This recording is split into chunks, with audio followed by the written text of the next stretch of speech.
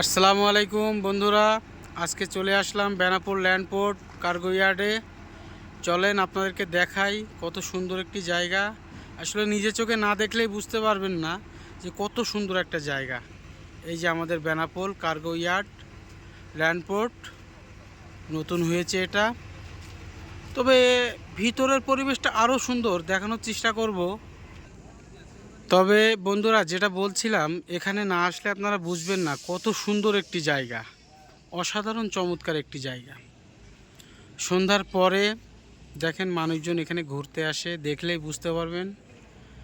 Motorcycle নিয়ে কেউ আসে একটু সময় কাটাতে, কেউ আসে একটু ঘুরতে দেখতে, আবার কেউ ক্যামেরা হাতে নিয়ে দেখেন সবাই ছবি তুলতেছে।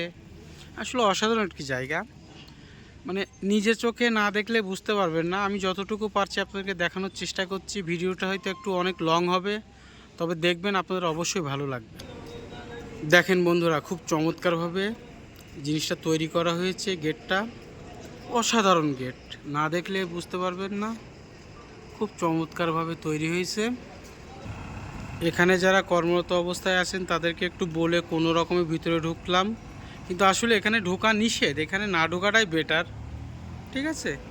তবে একটু ভালোবাসা দেখালো এই আর কি। আমি এইখানে দাঁড়িয়েই ভিডিও করতে পারছি, ভিতরে যাওয়ার অনুমতি নেই আমার।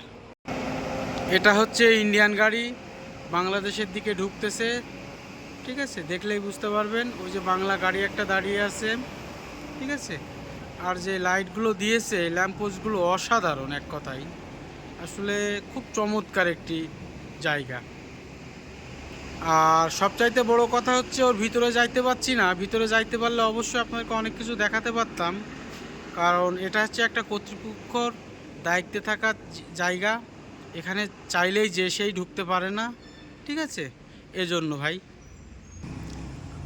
অসাধারণভাবে গেটটি তৈরি করেছে, মানে এক কথাই লাজবাব। দেখেন চমৎকার। এই সাইডে দেখতে পাচ্ছেন, এগুলো হচ্ছে বাংলাদেশের গাড়ি, যেগুলো মনে করেন আপনার ইন্ডিয়ার দিকে মাল নিয়ে যাওয়া হয়। বাংলাদেশ থেকে আসা গাড়িগুলো এখানে হল্ট করে আছে, ঠিক আছে? এখানেই খালি হয়। ভিতরে আরও জায়গা আছে, ও ভিতরে যাওয়া নিষেধ বলে যেতে পারছি না, যার কারণে আপনাকে ভিতরে দেখাতে পারছি না। এখান থেকে কতটুকু ভালো লেগেছে আপনাদের আমি বলতে পারবেন না। চলেন আরও একটি জায়গায় নিয়ে যায় আপনাদের। এর ভিতরে অনেক সৌন্দর্য আছে, খুব সুন্দরভাবে লাইটিং করা, গাছগুলো লাগানো দেখেন, অস্বাভাবিক একেবারে। নিজের চোখে না দেখলে এগুলো বোঝা যাবে না। খুব চমৎকার একটি জায়গা। এই সাইটেও আছে দেখেন, খুব চমৎকার। যাই হোক বন্ধুরা, সামনে এগোনো যাবে না, এগোতে গেলেই সমস্যা, যার কারণে আমি এগোতে পারছি না।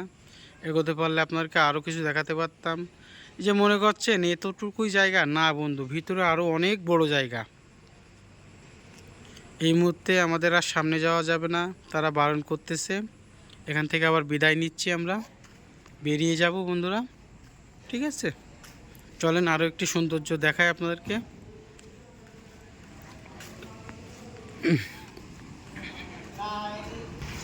কত সুন্দরভাবে লাইটিংগুলো করা আছে দেখেন। এটা গেটের সামনে, না দেখলে বুঝতে পারবেন না। খুব চমৎকার জায়গা। এই যে গাড়িগুলো আসতেছে, এই গাড়িগুলো ঢুকবে, দেখলে বুঝতে পারবেন। আমি দেখাচ্ছি, গাড়িটা ঢুকতেছে। এটা হচ্ছে আমাদের বাংলাদেশের গাড়ি, এই যে ঢুকতেছে, দেখতেই পারবেন। এটা হচ্ছে ইন্ডিয়ার দিকে যাবে সেই মালগুলো আর কি।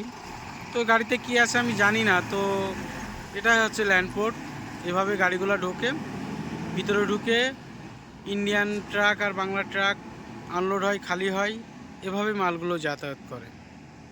এই দেখেন এই সাইডে আরও একটা সৌন্দর্য, পশ্চিম সাইডের সৌন্দর্য। মানুষজন বসে আছে, গল্প করতেছে।